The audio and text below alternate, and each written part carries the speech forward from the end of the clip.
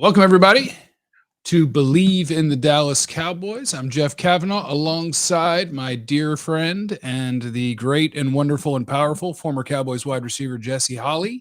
Good afternoon, Jesse Holley. How are we, brother? I'm good, man. Just chilling up here at the Star, doing my thug fizzle.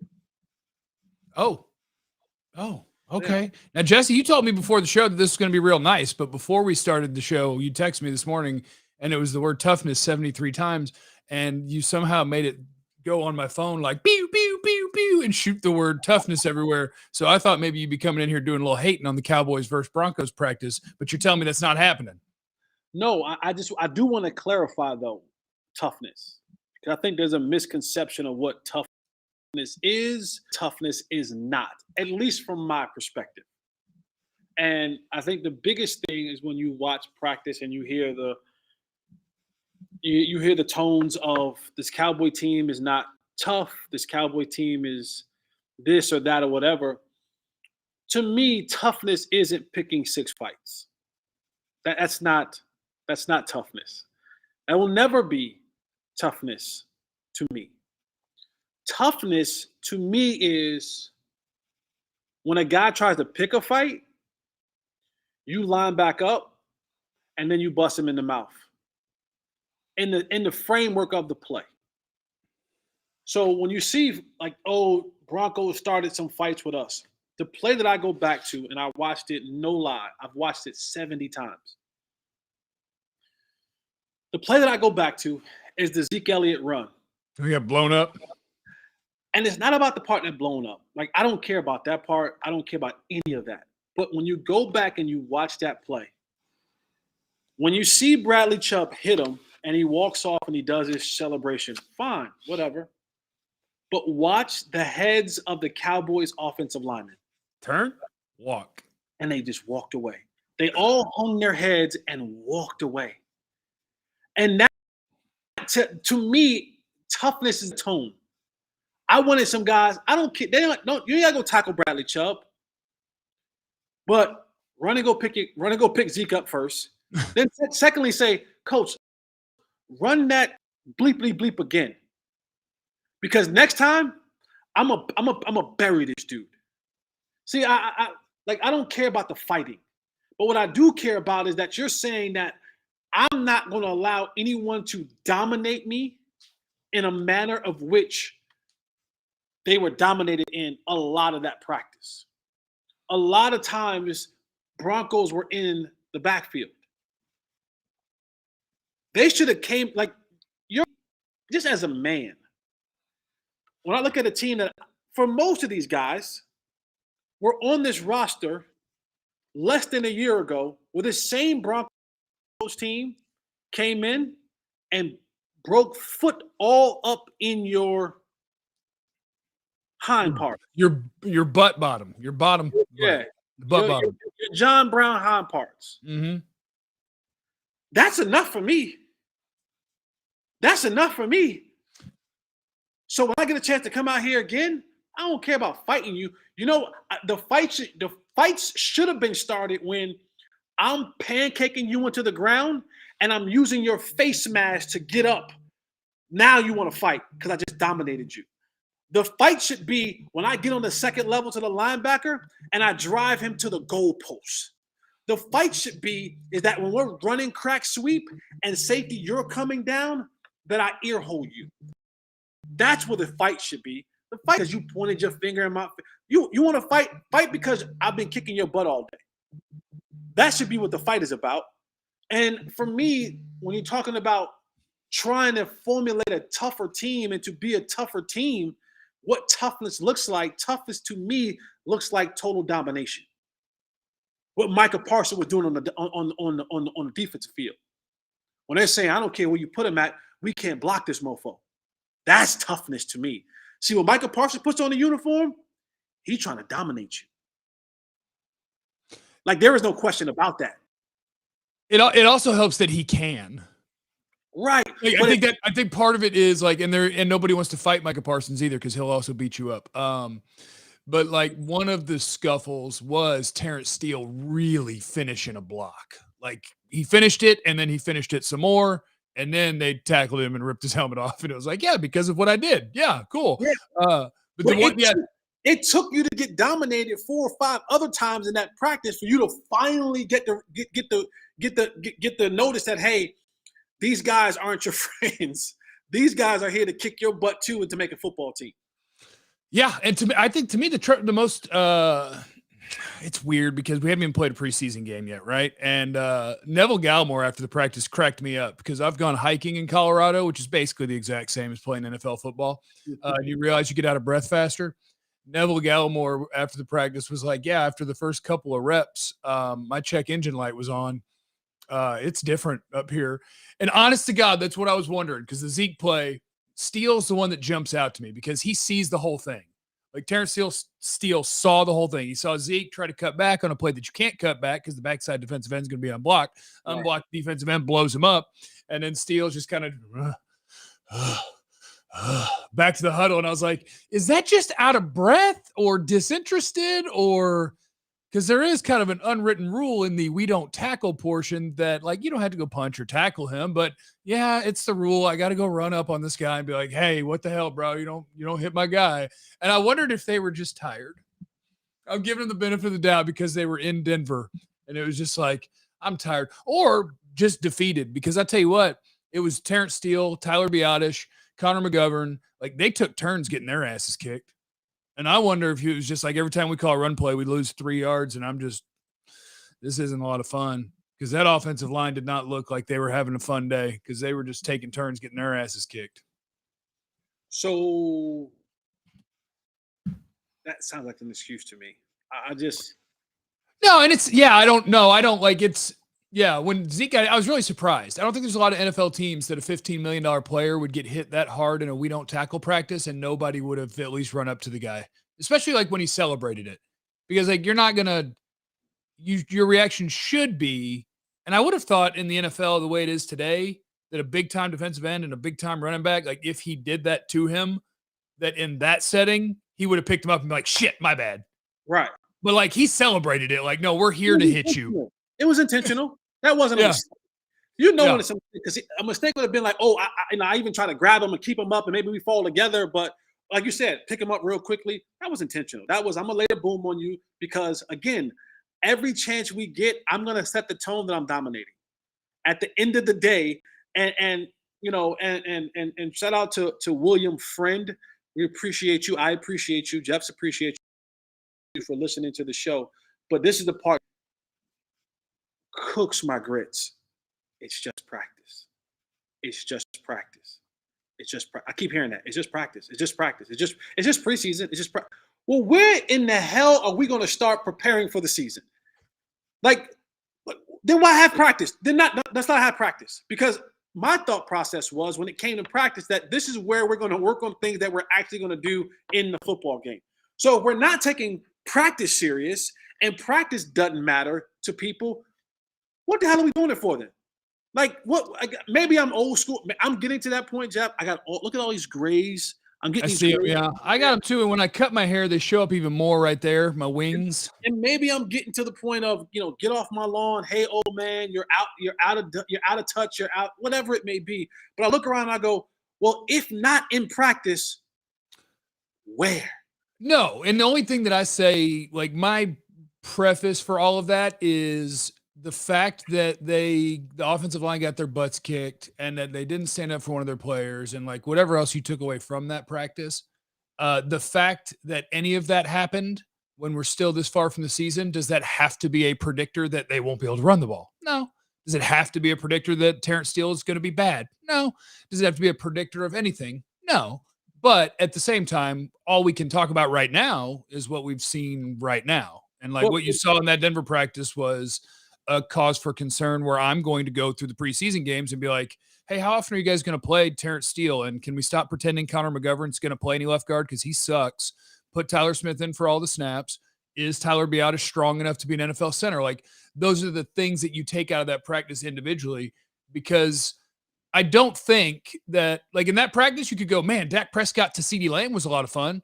Micah Parsons is badass, but there's other things in there that you go, okay, well, you got a few weeks left, and my early indicator is that this offensive line, y'all can't block.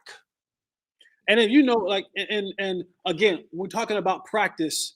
The one written rule is, and everyone quarterback does it, they wear the red jersey. So even what amount of those plays that were completions that might have been tuck and runs, throwaways, sacks, hits, right? Because even though guys are getting around him and Dak may step up and allowing him to complete the football, what one of those, you know what I'm saying? Like, the pocket breaks down. When the pocket breaks down, Dak's just not going to stand in there. But he knows in practice that I can, and I'll complete it down the field. So, so even when you see some of that stuff, I'm looking and I'm saying, okay, well, that might have been a sack. That might have been, a tuck and run. That might have been a check down or a throwaway. So even though completions I'm looking at, because I like you, I'm looking at this offensive line, and I understand and know that if this offensive line isn't, like you said, like, is this a predictor of what the season will be? I don't know. I look at it, says this looked like a continuation of what I saw last year. And that isn't a good thing of seeing the last thing that I saw about offensive linemen not being really good, a indicator heading into the season. This is a continuation. I didn't see anything revert in the different pivot and go back in a different direction of greatness or overall improvement across that line. No, and I like that'll have to be it. What's interesting is like the Cowboys. I've talked to enough people around the organization to know that like the people they added this offseason, the draft and everything, they literally factored in and wanted to come into the season and be more physical, tough, whatever you want the word to be. And then the first opportunity to go up against another opponent, like they didn't do it. I had to go back and see if Tyler Smith was the left guard on that play, because somebody in the chat had a good point. Where is it? It was something about, like who's setting the tone and culture. Like the defensive side of the ball, we didn't get to see as much because it was whatever cameras were allowed to show us on whatever you were watching, right? But on that side, there were no scuffles. There were no fights. And if there were going to be a scuffle or a reason for one, because Micah Parsons exists and because Jaron Kearse exists, I know the Cowboys are going to be fine in that department. When the Cowboys offense is on the field, I don't know who that is. Because like Zach Martin's an incredible player. Tyron Smith's an incredible player, but they're also not super edgy. Like is the rookie left guard the dude that brings the edge on offense? Is it ain't the center. It ain't the Pro Bowl offensive lineman. It also doesn't have to, I guess. It's just something I'm thinking about. Because like on defense, I know who brings sort of the fire, the edge, the dog. And on offense, I don't. Dak? I mean, Dak was the dude talking shit to the Broncos. Dak was talking to their defensive line. Like, is it Dak? That's your tough guy. That's your quarterback. That doesn't work. That doesn't work in this league, man. If your quarterback is your toughest dude, I don't know. I mean, I don't see that working very well if the quarterback is the one toughest dude and sets the nastiness tone. That's nasty. That's nasty. We need to let Parsons play some offense. And the crazy part about it, he probably would be good at it. Oh, I bet he'd be a great running back. He probably That'd be a good running back. That's the insane part about but again, just trying to and next week, I know we'll talk more about the scrimmage on Saturday. It don't get easy for this offensive line next week in that joint practice. Like, because you thought if this was tough, you got some dudes that's coming that you got to go see next week with Bosa and Khalil and company. Yeah, it's gonna be fun. It's gonna be fun. And I've been watching Terrence Steele throughout camp while I was out there. I was like, oh my God, Terrence Steele's getting beat a lot. And then in your brain, you're like, yeah, but he's also getting beat a lot by Micah Parsons and Tank Lawrence. And then Micah goes out against the Broncos right tackle and has 15 sacks in their work. And like, it's okay. But then you're watching the Broncos, you're like, oh, they're beating Terrence Steele too. Oh God. And there's a fair point in the chat there. Like the dude who after that Chubb hit would have charged him up, it was Lyle Collins. That's who would have done it. True. That is who would have done it. But we didn't. But we don't need him. Yeah. We don't need. You We know, don't need. there's no Dez running around who's going to set the tone. You're like, and be ready to start. And again, I don't. Dez will go get beat up. Like he'll go get beat up by Wilcox and Patman and anybody else who could actually fight. But he wanted to do it because it was fun. Yeah, and I'm not looking for a fight. I'm looking for. I just want guys to want to dominate. Like I just want guys to want to dominate. Well, in the Zeke play, it's not about like running over there and throwing a punch. It's literally about, look, the structure of this practice, and our coach before, McCarthy told anybody, if you throw a punch, you're out, you're done. Like you're not going to play anymore in this practice. So like, and maybe he shouldn't have said that. Maybe that makes you take the edge off. But it's just that, like one of my teammates just got taken to the ground in a place where we're not taking people to the ground. So I have to inform you politely with my face mask against yours that we're not doing that shit. Or you also will be on the ground, and it just didn't happen. I'm telling you, Jeff. I watched that play so many times. Steele is the worst because you're just like, what do you saw the whole thing, and he just and like literally the head were like, and I was like, they were tired. Like, all right, like you got to muster up some energy. Like if you're tired, start a fight. You get a break. You'll get a break while everybody's calmed down. Like just don't let. I don't know. I mean, I don't want to beat a dead horse. So what are you looking for in Saturday's scrimmage? Like, what are you looking for? Dak's not going to play. Zeke's not going to play. CD's not going to play. Tyron, who walked, reports are he walked off the field and was hurt. So you might not see him, but we'll see. We're watching the guys that you were competing with when you were trying to make the team, like Kavontae Turpin. I think he's going to make the team because he's going to be the Cowboys returner, but I want to see him do it. I want to see Simi Fehoko not be a guy that is, hey, he made a bunch of plays in camp and then stopped showing up when the games are here. Dennis Houston too.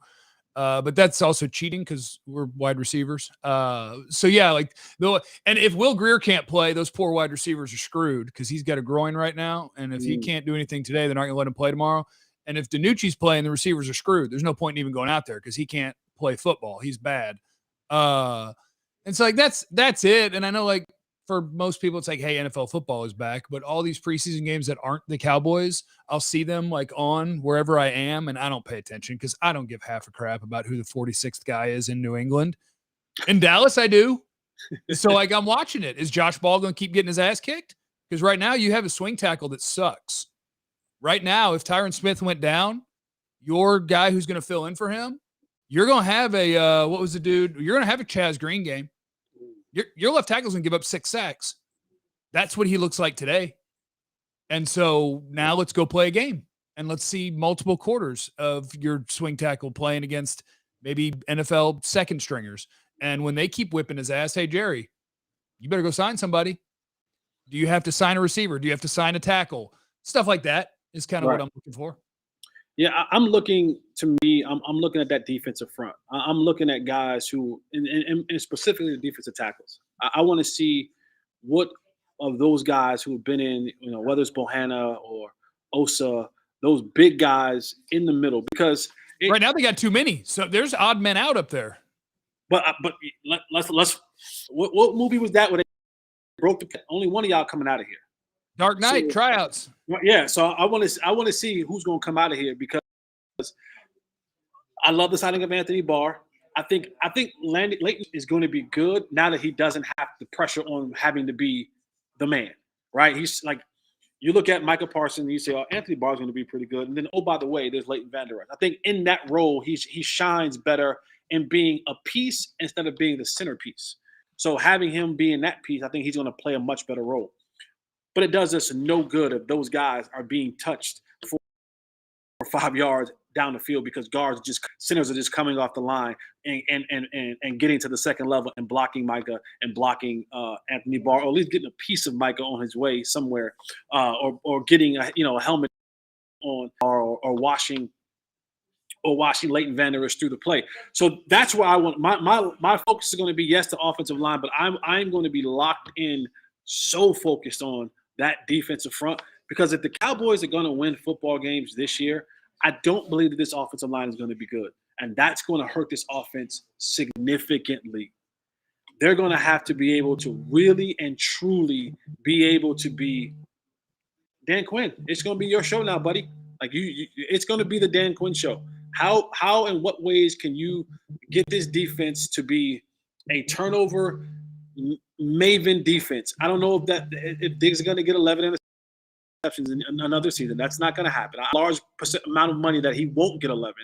But what other ways can you create and pressures and make offenses feel your presence to allow Micah to line up at right, at left, in the middle? Hell, even drop him back, every now and again in coverage. He can catch the ball really well. So I think, but that's solely going to be dependent upon, can the guys in the middle stop team from saying, oh, okay, well, if Micah's standing there, we're just going to run the opposite way and block you guys up and let Micah just use his speed and run around the play. And he's going to be coming one way. We're going to be going the other way for a 5 or 6 yard gain. William, first man in the super chat today. Let's go. He said, have a beer on me this weekend. Cheers to good mental health. Question for Jesse. Which of the young wide receivers fighting for a spot do you Bleav the Cowboys should keep? Do you have a guy? Do you have a Cowboys wide receiver that you like? You know what? It's Noah Brown. And here's why. Noah's been here for how many years? This is year 6 or 7. Noah is Noah. This is what Noah Brown is. Right? Like that's the ceiling. So my thing is can you do enough to keep those young pups off your butt? Because if Noah is doing, if Simi, who's in his second year, if Houston's who's a rookie, if other guys are showing me just enough that you're doing, then I'm going to go with the younger guy. I'm going to go with this guy who's in year 2 or in year 1, because I'm saying you are who you are.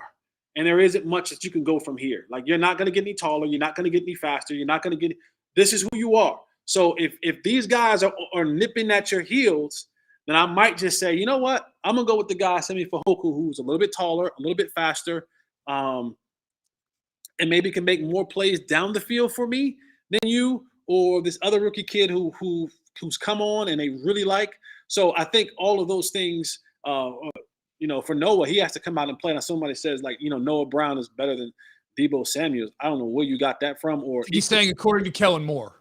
Yeah, no, that's Noah. This is, and maybe it's just because of the opportunities, because all the wide receivers are hurt or they don't have any real NFL starters. But like Noah Brown, this is the best camp I've seen him have by far. I feel like when Garrett was here, like, I don't know if they wanted him to, but he was just a big old, come in here and block receiver. And this year, he's probably lost 15 pounds, and he's moving really, really well. I think Noah has been the second or third best receiver in camp. So I just wonder how many they're going to keep. Normally it would be 6. On this group, you might only keep 5. You got to think, okay, CD Tolbert Brown. You're keeping Turpin because he's going to be your punt and kickoff returner. So that's 4. Turpin and probably Simi. But what do you – so – I mean, unless you want to keep Dennis Houston or TJ Vasher or – even though guys are hurt, they're still taking up roster spots, right? Are they – you got to still have roster. Well, it depends. Like Michael Gallup on PUP, that's not a roster spot if he's on PUP. He'll have to miss 4 weeks if you Bleav him on PUP. But That's what I think is going to happen. I think he's going to miss 4 weeks, and you're going to have a roster spot. Okay, so yeah, that's going to be tough, man. That's going to be a tough situation. I mean, and then at some point in time, those other 2 guys are coming back. So then, you got to cut 2 other guys. Those guys if 2 guys are coming back. If the 2 guys are coming back, I wonder if one of them's ever going to make it back. James Washington didn't do anything in camp before he got hurt. I mean, he was starting. He didn't do anything. I wasn't impressed with the signing from the start. I mean, they paid him $1.1 million as just over league minimum for how long he's been in the league. He had no guarantees. They brought him in to try to survive until Gallup got back because they were looking for anybody who'd caught passes in the NFL. I would not be surprised if he got cut as soon as he was healthy.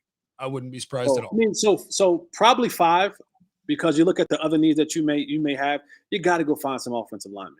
You have to. You really – I don't know how professional evaluators can sit there and go, Ball,